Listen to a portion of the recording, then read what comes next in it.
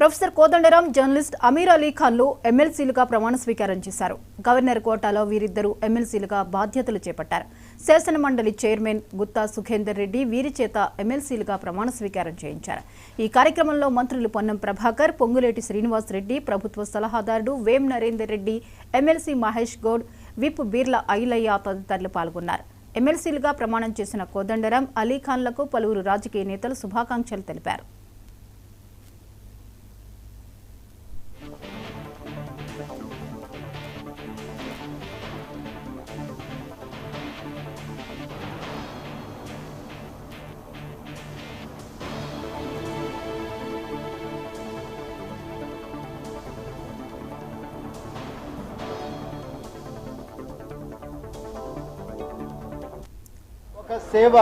ఒక సేవ కోసమే మాకు ఈ అవకాశం ఇచ్చారు.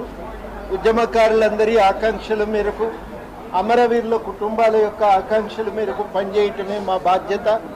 నాతో పాటు తెలంగాణలో ప్రజాస్వామిక పాలన కోసం కట్టుబడి పనిచేసిన పార్టీ మిత్రులు, కార్యకర్తలు, అనేక ప్రజా సంఘాల సభ్యులకు, జేఎస్సీ కానీ, విద్యావంతుల వేదిక కానీ, వివిధ టీచర్ సంఘాల నాయకులు, ఉద్యోగ సంఘాల నాయకులు, వారందరూ కూడా సహకరించారు.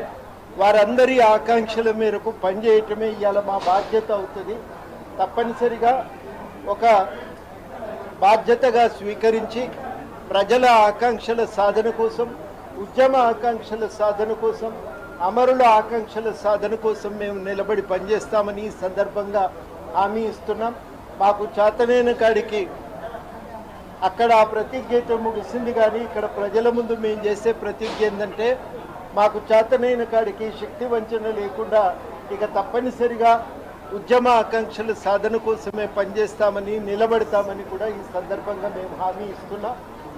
ఈ హామీని నెరవేర్చడానికి శతవిధాలా మేము ప్రయత్నం చేస్తామని కూడా స్పష్టం చేయదలిచాం.